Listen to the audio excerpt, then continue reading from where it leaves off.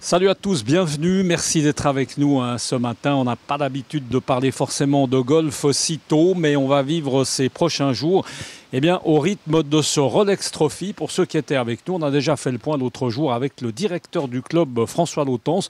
Aujourd'hui, on est sur le terrain d'entraînement au practice de ce Golf Club de Genève qui est à Vendeuvre du reste. Ça, c'est juste pour faire plaisir un peu à mon ami François et non pas à Colony.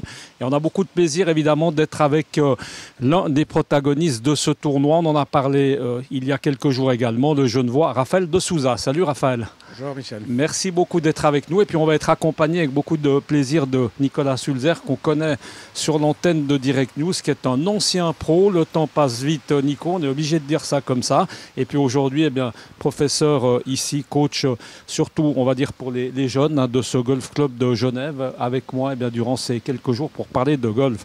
Raphaël, on l'a dit tout à l'heure un peu en rigolant, quelle saison! J'ai du mal à suivre, il y a eu tellement de bons résultats, ça t'a fait sourire parce que tu m'as dit en fait il y en a eu surtout un. Alors si on doit faire un peu un condensé de tous ces bons résultats, si on doit en sortir comme ça justement un ou deux, c'est lesquels par exemple? Bon, c'est vrai que le meilleur résultat de l'année, c'est ma 4e place en Italie. C'est tombé la bonne semaine en plus parce que c'était le plus gros tournoi du Challenge Tour cette année avec une dotation de 300 000 euros. Donc le fait de finir 4e là, ça m'a permis de gagner 15 000 euros et 15 000 points au classement. Donc c'est vrai que ça change une saison, ça lance une saison et on a des attentes beaucoup plus hautes après ça. Après ça a été bien après 2 jours, je me suis mis en position et un petit peu moins bien le week-end. Mais voilà, ça prouve que le jeu est là. Alors, le jeu, il est là, Raphaël, c'est vrai, on ne va pas trahir des grands secrets. Il y a eu 1 ou 2 saisons, mais ça fait un petit moment que j'ai envie de dire que ça branle aux manches le fait que ça aille mieux. Qu'est-ce qui fait que? Parce que là, il y a eu, on peut parler de déclic carrément. Ouais, il y a beaucoup de raisons, je dirais. On ne peut pas en dire juste une. C'est vrai qu'il y a beaucoup de choses qui se sont mises en place, qui ont été dans mon sens, qui peut-être à l'époque l'ont pas été parce que manque d'expérience ou mauvais choix, ou voilà, c'est la vie qui veut ça. Ça fait 15 ans, sauf erreur, que je joue en pro. Donc oui, une rencontre avec un manager, après des choses qui se mettent en place, un coach avec qui je travaille depuis 2 ans et demi, Keith Marriott qui m'a aidé à partir de 2009 à retrouver mon jeu. Donc c'est vrai qu'il y a beaucoup de choses qui font que j'ai aussi eu un petit garçon qui a maintenant 18 mois, donc c'est vrai que ça change une vie aussi. Ça motive à se lever le matin puis à faire bien, on est d'accord? Oui, ça motive, c'est sûr. Des fois on n'a pas le choix de se lever le matin, donc c'est sûr que ça joue dans la motivation et en fait finalement se rendre compte qu'il n'y a pas que le golf dans la vie. Bon, c'est vrai que ce matin, ça a été assez difficile pour nous tous de se lever parce que c'est vrai que le beau temps pour l'instant n'est pas au rendez-vous, mais on rassure tout le monde à partir de demain normalement et pour tout le week-end, en tout cas jusqu'à samedi, il devrait y avoir plein soleil ici dans ce Golf Club de Genève. On va passer le micro 2 minutes à notre ami Nico. Pardon pour avoir dit ancien pro, Nico, mais le temps passe tellement vite. Malheureusement, c'est oui. Vrai, malheureusement. Sympa de voir Raph à ce niveau, non? Ouais, ça fait très plaisir là, parce que c'est vrai qu'il a eu un petit peu un creux dans sa carrière, et puis là, ça fait du bien de le revoir au haut niveau, et puis je pense que c'est aussi mérité parce qu'il a beaucoup travaillé. Là, je le vois beaucoup plus travailler. Je pense qu'il a trouvé son système, comme il a dit, avec son manager, avec son coach, avec l'aide de Keith aussi depuis quelques années. Et puis, ouais, non, c'est vraiment bien de le retrouver à ce niveau et de le revoir ici au Rolex Trophy. Nico, un petit mot comme ça global, on en a parlé l'autre fois avec François, mais pas forcément tout le monde a entendu. C'est quelque chose, ce Rolex Trophy, avec cette notion justement d'association finalement de professionnels avec des amateurs, quelque chose, évidemment que Raph pourrait nous en parler aussi, mais c'est quelque chose d'assez unique dans l'année, c'est sympa.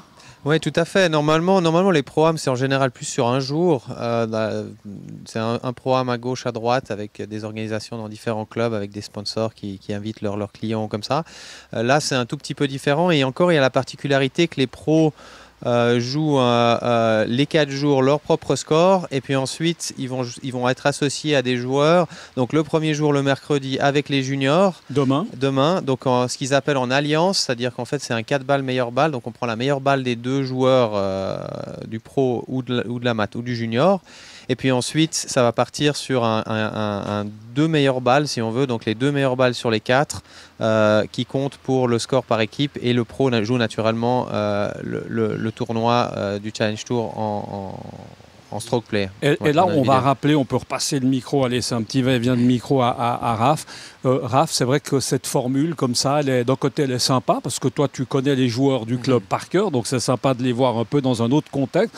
En revanche, ça reste quand même un peu déstabilisant, c'est-à-dire qu'il faut vraiment rester dans son truc. Hein. Ouais, je dirais que c'est peut-être, vu que c'est différent et qu'on a l'habitude de jouer entre pros, c'est vrai qu'il faut s'adapter. Maintenant, c'est vrai qu'à la fin, ça reste le même sport.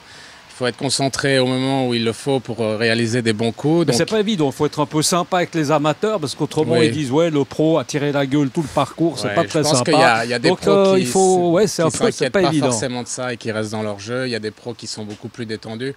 C'est vrai qu'il faut un petit peu jongler avec ça et trouver le juste milieu pour soi-même. Après, je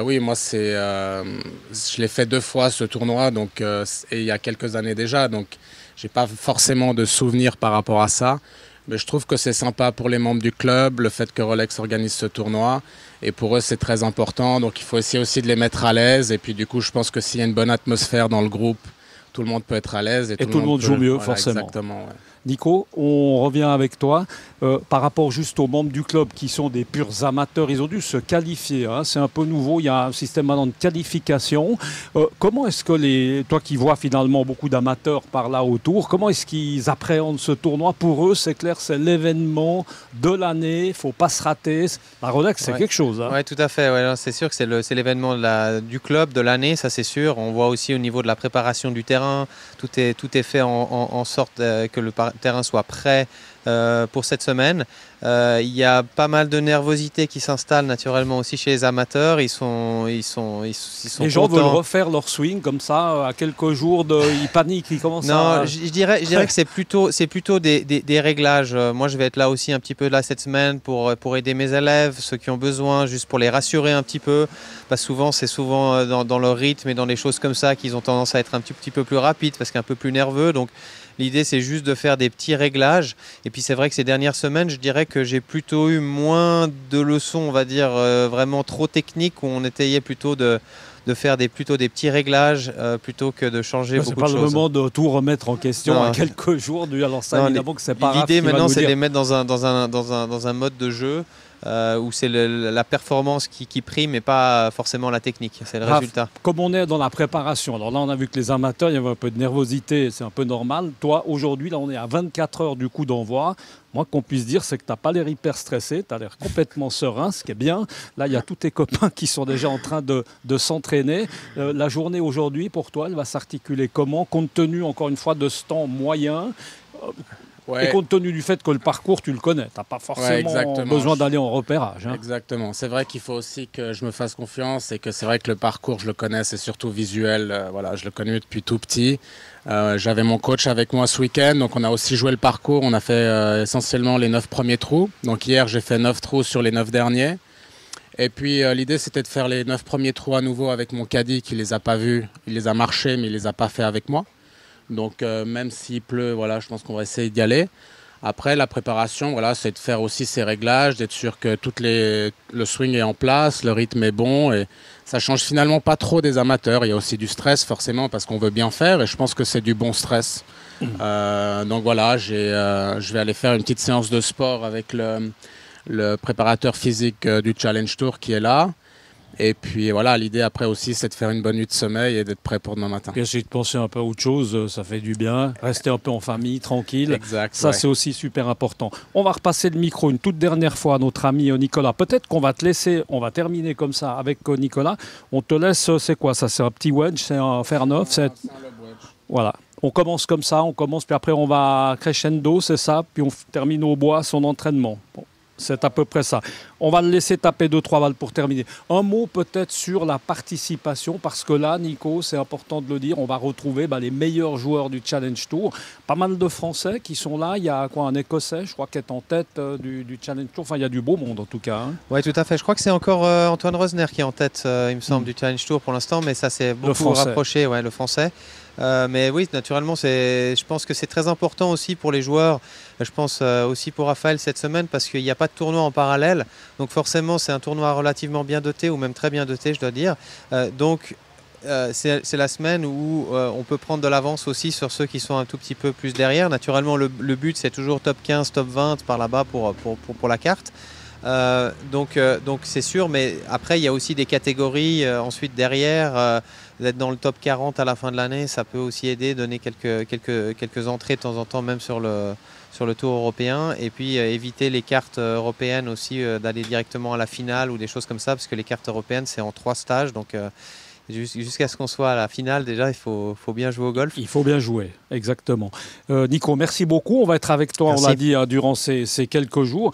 On vous l'a dit également au début de ce reportage, on va être très golf, avec le Rolex Trophy qui est à suivre. Et puis pour ceux qui nous suivent régulièrement, et ben là, figurez-vous qu'on va prendre la voiture et c'est départ Crans-Montana. Donc restez avec nous si vous aimez le golf.